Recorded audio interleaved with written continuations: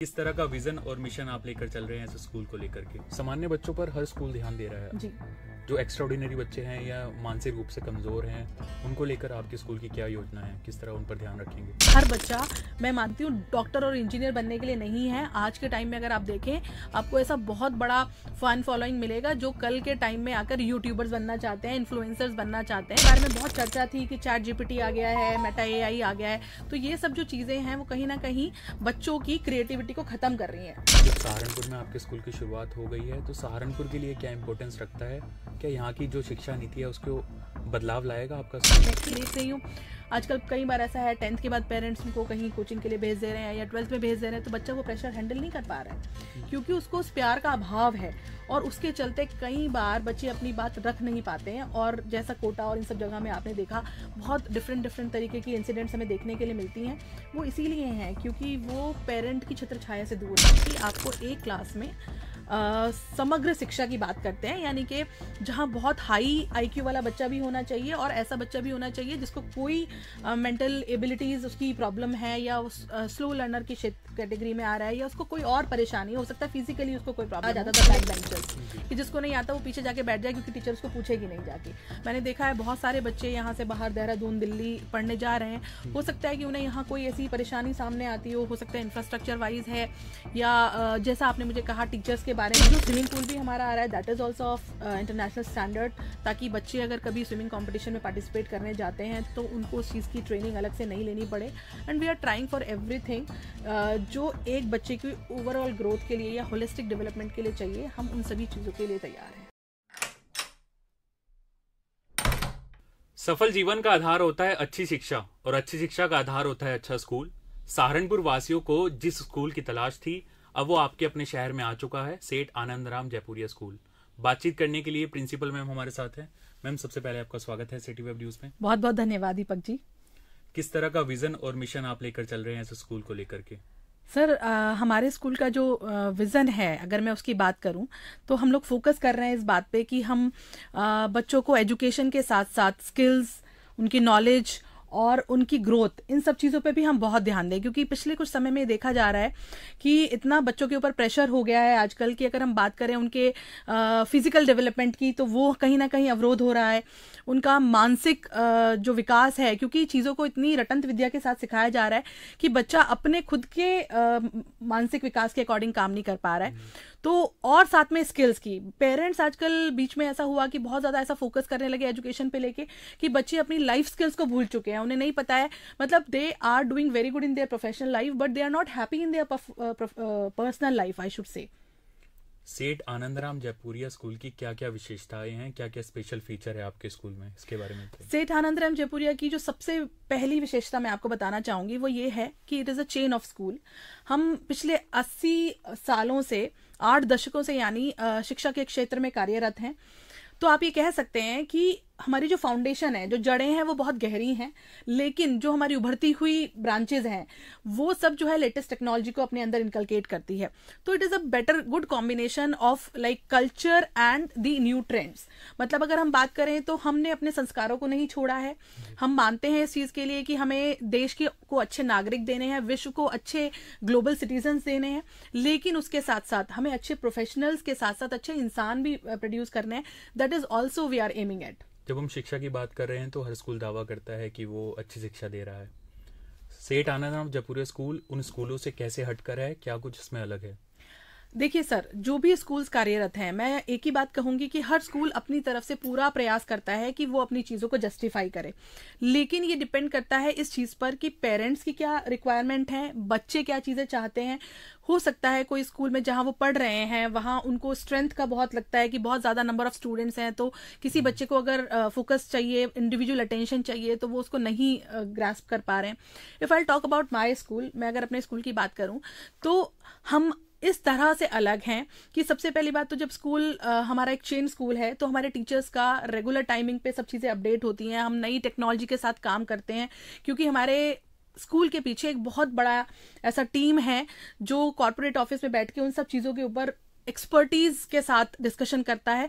तो जो भी करिकुलम डिजाइन किया जा रहा है वो सिर्फ सीबीएसई गाइडलाइंस के अकॉर्डिंग ही नहीं है, बल्कि वो चाइल्ड साइकोलॉजी और एक्सपर्ट्स के अकॉर्डिंग भी है, ताकि वो एज अप्रोप्रिएट भी हो और बच्चों को ट्रेंड अप्रोप्रिएट भी हो। ऐसा नहीं हो कि हम बहुत पुराने ट्रेडिशनल फॉर्मेट में ही पढ़ाते रहें और चीज़ें अपग्रेड हो गई हैं। जैसे अगर मैं आपसे बात करूं, अभी कुछ समय पहले मैं गाजियाबाद गई, मैंने वहाँ प्रिंसिपल्स कॉन्क्लेव था, तो वहाँ प्रिंसिपल्स का भी एक ट्रेनिंग सेशन आप समझ लीजिए।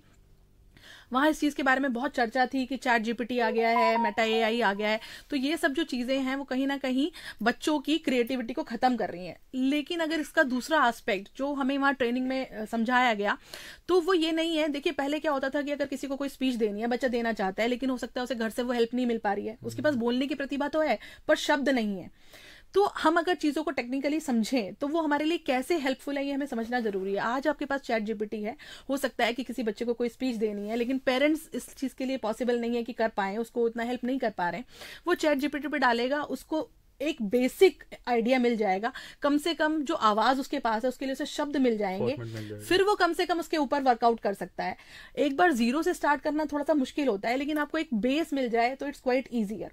तो यही चीज मैं आपको यहाँ कहना चाहती हूँ कि हमारा जो करिकुलम है उसमें हमने टेक्नोलॉजी को भी साथ में इंक्लूड किया है, ताकि बच्चों को एक बेहतर शिक्षा का एक्सपीरियंस मिल सके। कोई प्रोसेस अगर आप साइंस में पढ़ते हैं उसको किताब से समझ पाना उतना आसान नहीं है जितना कि अगर बच्चा टीचर के समझाने के साथ साथ उसको स्मार्ट बोर्ड पे विजुअली अगर देखता है तो वो उसके दिमाग में छप जाता है। तो हम इस चीज़ में विश्वास करते हैं कि बच्चों को एक्सपीरियंशियल लर्निंग मिलनी चाहिए, बच्चों को करके सीखना चाहिए, ना कि सिर्फ क्लासरूम की चार दीवारों में बंद होकर टीचर की बात को सुनकर या किताब को पढ़कर सीखना चाहिए। आखिर में पेरेंट्स का ये सवाल होता है कि स्कूल तो अच्छा है, लेकिन पढ़ाने वाले टीचर्स कैसे हैं, उनकी क्वालिफिकेशन कैसी है और वो कहाँ से पढ़ाने आ रहे हैं, तो उसके बारे में अगर आप बताएं। मैं ऐसा कहना चाहूँगी सर कि ये बिल्कुल एक जेन्युइन क्वेश्चन है पेरेंट्स का, और ये बहुत मायने रखता है, क्योंकि मैं खुद भी ऐसा ही मानती हूँ कि स्कूल की जो फाउंडेशन है वो उसके टीचर्स ही होते हैं। वो जितने ज़्यादा ट्रेंड होंगे, वो जितने स्किलफुल होंगे, बच्चों को वो उतना ही अच्छा मार्गदर्शन दे पाएंगे।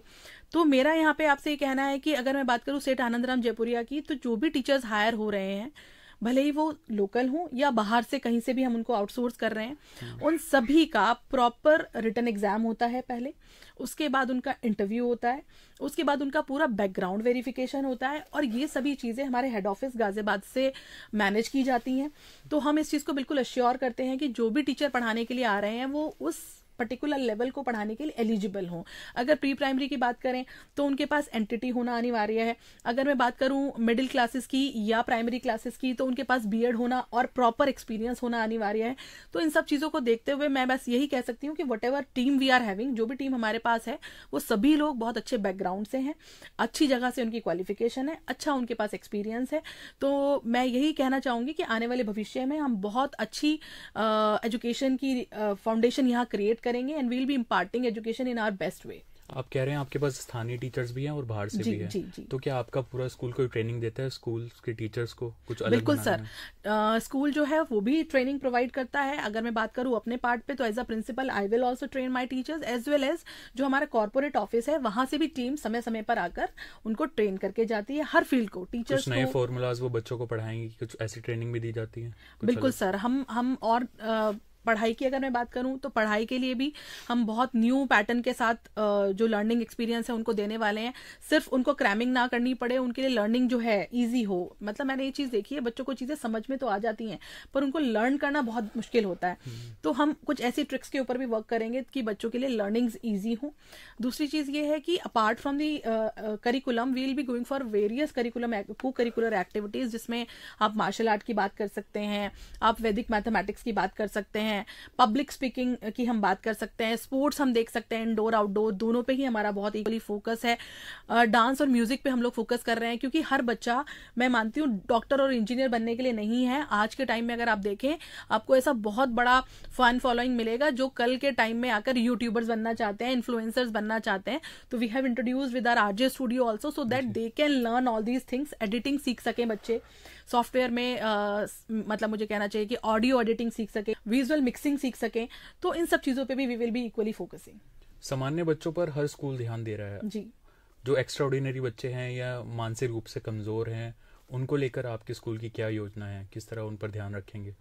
सर, मैं यहाँ पर आपको ये कहना चाहूँगी कि अगर हम बात करें, जब हम लोग बीएड करते हैं एज अ टीचर, तो वहाँ एक सब्जेक्ट आता है इंक्लूसिव एजुकेशन, जो ये कहता है कि आपको एक क्लास में समग्र शिक्षा की बात करते हैं, यानी कि जहां बहुत हाई आईक्यू वाला बच्चा भी होना चाहिए और ऐसा बच्चा भी होना चाहिए जिसको कोई मेंटल एबिलिटीज उसकी प्रॉब्लम है या उस स्लो लर्नर की कैटेगरी में आ रहा है या उसको कोई और परेशानी हो सकता है, फिजिकली उसको कोई प्रॉब्लम हो। स्कूल की अगर मैं बात करूं, देखिए हम सारी ही सुविधाओं के साथ आए हैं। हमारे पास रैंप्स हैं ऐसे बच्चों के लिए जो फिजिकली चैलेंज्ड हैं, हमारे पास उनके लिए स्पेशल वॉशरूम्स के भी अरेंजमेंट्स हैं। और अगर मैं बात करूं, देखिए क्लास में हर तरह के ही बच्चे होते हैं, कुछ बहुत आउटस्टैंडिंग होते हैं, कुछ एवरेज होते हैं और कुछ सीखने के लिए प्रयत्न कर रहे होते हैं। तो मैं पिछले 10 सालों से इस क्षेत्र में हूँ, एज अ प्रिंसिपल काम कर रही हूँ, तो मैंने यही हमेशा कोशिश की है कि हम सभी बच्चों को केटर कर सकें।